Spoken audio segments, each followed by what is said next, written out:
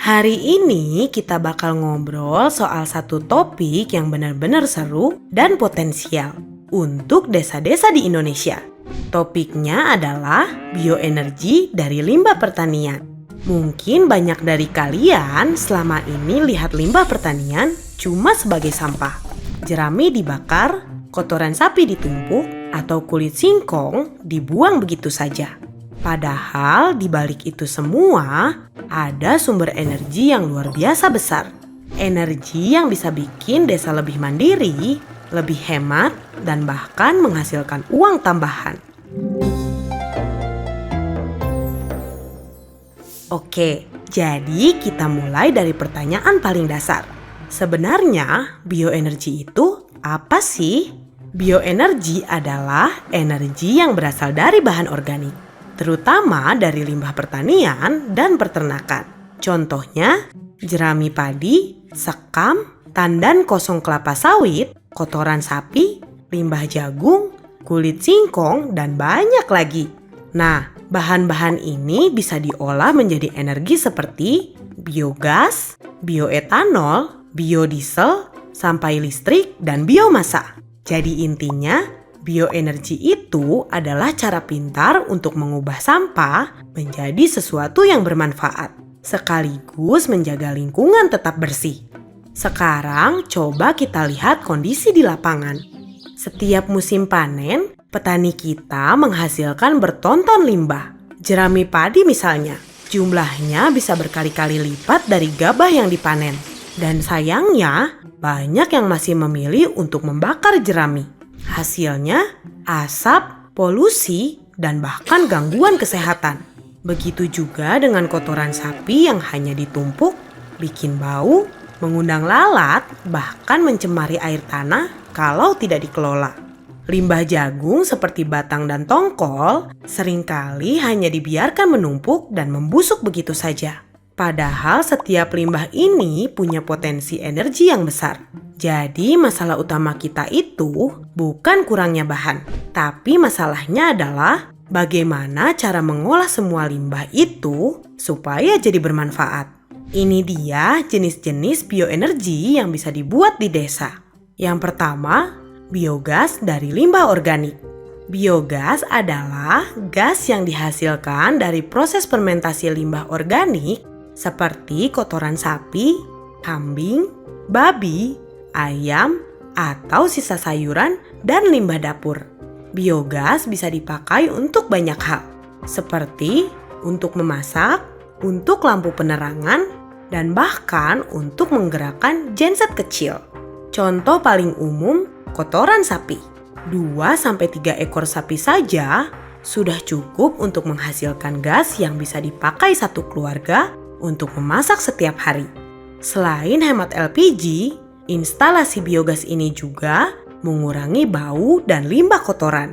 Bahkan sisa dari proses biogasnya menghasilkan pupuk organik yang lebih berkualitas. Bayangin kalau satu desa punya 20 atau 30 ekor sapi, itu sudah cukup untuk bikin satu instalasi biogas yang bisa digunakan banyak rumah. Hemat energi, hemat biaya, dan bersih pula. Yang kedua, bioetanol dari limbah pati. Bioetanol bisa dibuat dari bahan yang mengandung pati atau gula, seperti kulit singkong, jagung, sagu, atau tebu. Dan apa kegunaannya?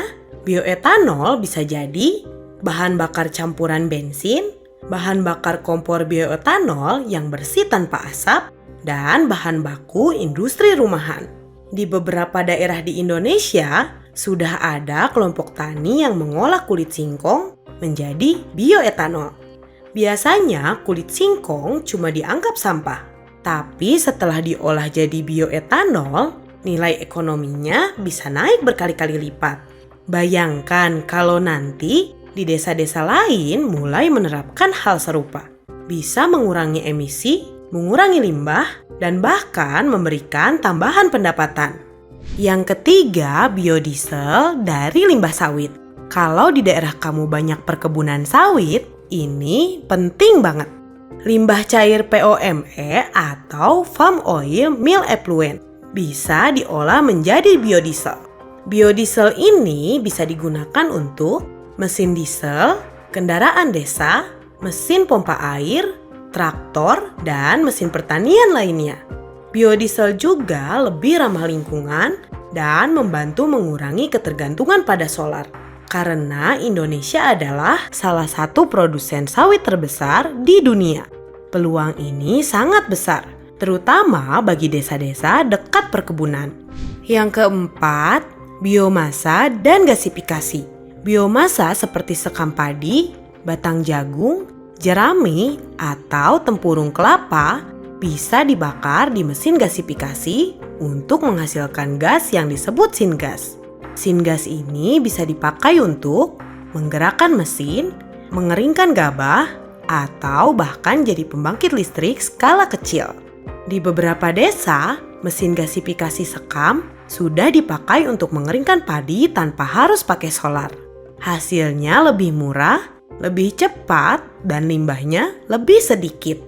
Contoh di Indonesia. Sekarang mari kita lihat beberapa contoh nyata di Indonesia. Yang pertama, desa biogas mandiri.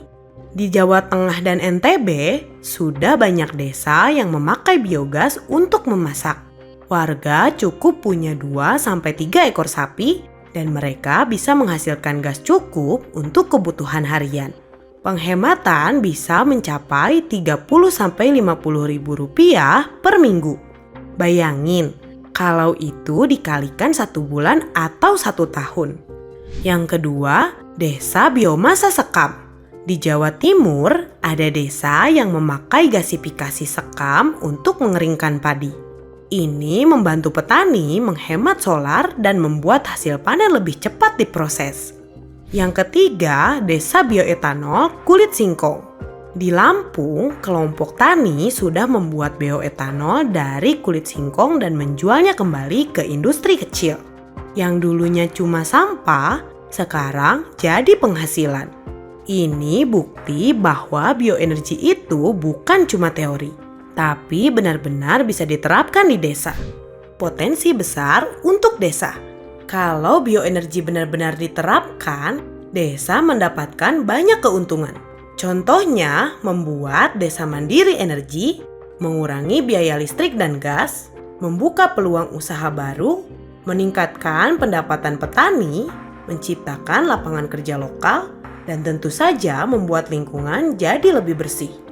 Kalau desa kita bisa memproduksi energi sendiri, kita nggak harus sepenuhnya bergantung pada LPG, solar, atau listrik PLN. Bayangin, berapa banyak uang yang bisa dihemat setiap bulan. Tantangan dan solusi. Tentu saja tidak ada sistem yang benar-benar tanpa tantangan. Beberapa tantangan utama adalah kurangnya pengetahuan teknis, minimnya dana awal, kurangnya tenaga ahli di desa, dan kurangnya peralatan. Tapi kabar baiknya adalah semua tantangan punya solusi. Solusi yang bisa dilakukan antara lain mengikuti pelatihan dari dinas atau universitas, bekerja sama dengan BUMDes untuk pendanaan, mencari bantuan alat dari pemerintah, dan mulai dari skala yang kecil.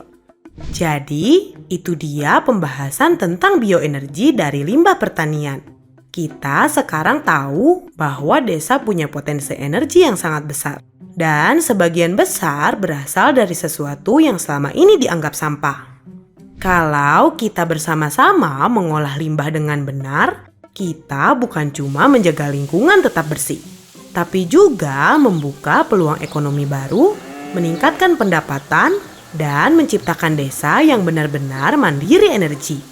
Kalau kamu setuju, bioenergi harus dimanfaatkan lebih luas lagi, coba tulis di kolom komentar ya.